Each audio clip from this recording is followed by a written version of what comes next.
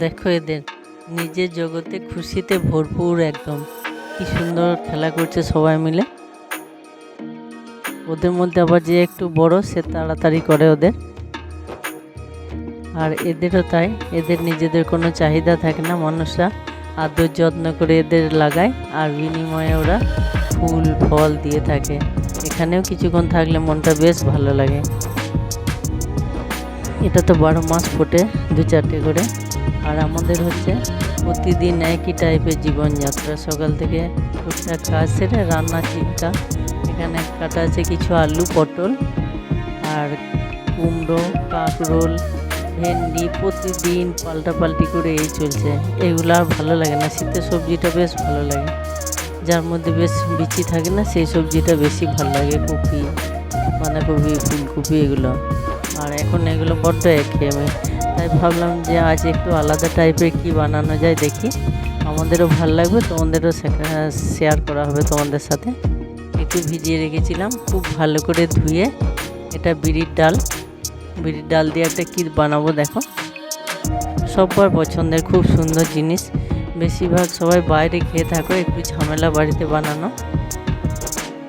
এতে একটু নুন দিয়েছি আর ওইটা বেশ একদম স্মুথ করে বেটে নিয়েছি। এরপর ওইটাকে হাত দিয়ে খুব ভালো করে ফেটিয়ে নিলে বেশ হালকা মতন যখন হয়ে যাবে তখন বোঝা যাবে যে এটা একদম রেডি। অল্প ধৈর্য ধরে করতে হয় এটা।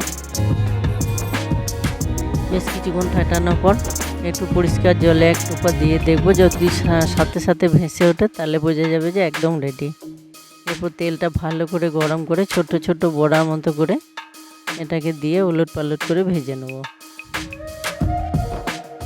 বাড়িতে যে কোনো জিনিস বানানোর স্বাদই আলাদা, সব সময় হয়ে ওঠে না।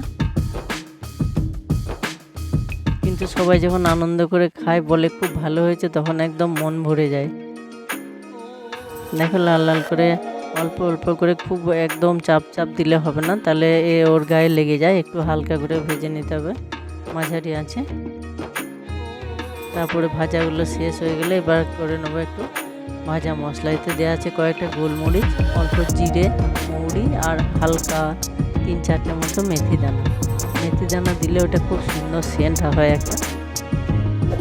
এরপর এটাকে ভালো করে গুঁড়িয়ে নেবো। আর এটা পরিষ্কার খাওয়ার জল, এতে দিয়ে দিলাম একটু হিং। আর এটা হচ্ছে মৌরিটা থেঁতো করে কিছুক্ষণ আগে ভিজিয়ে রেখেছিলাম। মৌরিটা জলটা এতে ছেঁকে দিয়ে দেবো। যখন বড়াগুলো এতে ডুবানো হবে, জলটা শোষণ করবে, তখন ওইটা খুব সুন্দর একটা সেন্ট বড়ার ভিতর থেকে। এই বাটিটাতে রাখা আছে অল্প চিনি আর অল্প নুন। এবার দইটা এর মধ্যে দিয়ে দেবো কেটে। বেশ কিছুক্ষণ সময় লাগে, এটা 2-3টা স্টেপ, তাই জন্য একটু ধৈর্য ধরে করতে হয়। এরপর দইটা এতে দিয়ে দইটা খুব ভালো করে ফেটিয়ে নেব।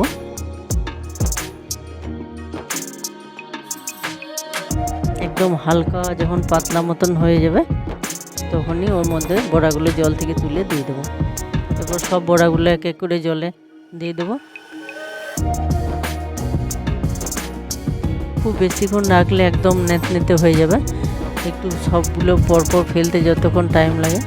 তারপরে এর মধ্যে একটা কাঠি দিয়ে ছোট ছোট কাঠিটা 2-4টে করে ছিদ্র করে ওতে আর একটু ভিজবে, তাহলে হিং আর হিং আর মৌরির জলটা ঢুকলে একটা বেশ ভালো সেন্ট আসবে। যখন কামড় দেওয়া হবে তখন খুব ভালো লাগে ওটা খেতে।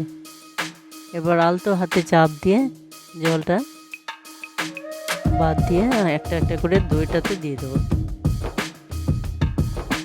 কষ্ট নয়, কিন্তু একটু ধৈর্য ধরে করতে হয়, তাহলে হয়ে যায়।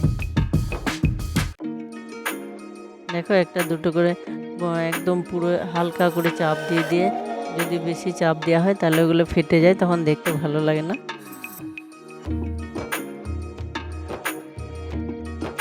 দই বড়া শুনলেই সবার যেন মনে একটা কেমন আকর্ষণ। অনুষ্ঠান বাড়িতে তো প্রায় এগুলো এখন সব স্টলগুলোতে খাওয়া যায় নানা রকম, কিন্তু বাড়ির স্বাদ সব সময় আলাদা। দেখো এবার একটুক্ষণ ধুয়ে রেখে তারপর একটা ডিশে সাজিয়ে দিচ্ছি, দেখাচ্ছি কমপ্লিটটা কেমন লাগে দেখতে। এটা আরও স্বাদ বাড়িয়ে দেয়। এখন তো ধনেপাতাটা সব দিন বাজারে আসে না, ধনেপাতার একটু চাটনি করে নিলে, চাটনি করে ওতে দিলে দেখতেও সুন্দর লাগে আর খেতেও খুব ভালো লাগে। এরপর ওপর থেকে ছড়িয়ে দেবো একটু সস, অল্প বিট নুন দিয়ে দেবো এরপর, তারপর একটু ভাজা মশলাটা আমি যত্ন করে খুব সুন্দর করে দেখিয়েছি। তোমরা একবার পারলে করে খেয়ে দেখো, আর কেমন লাগলো অবশ্যই বলো। সময় তো শেষ হয়ে আসছে, এবার যেতে হবে। দেখো শেষ অবধি কত সুন্দর লাগছে।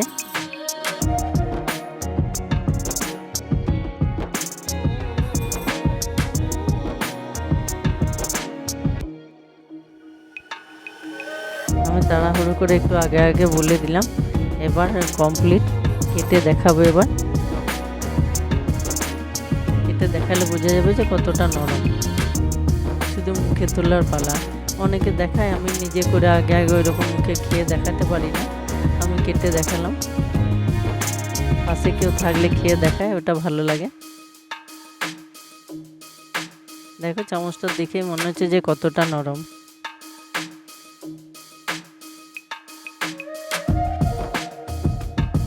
একটু সুস্থ হয়ে টুকটাক খুটখাট কাজ, বেশি পরিশ্রম নয় আর খুব বেশি সময় লাগে তাও নয়, মাঝে মাঝে বাড়িতে এরকম করা যেতেই পারে।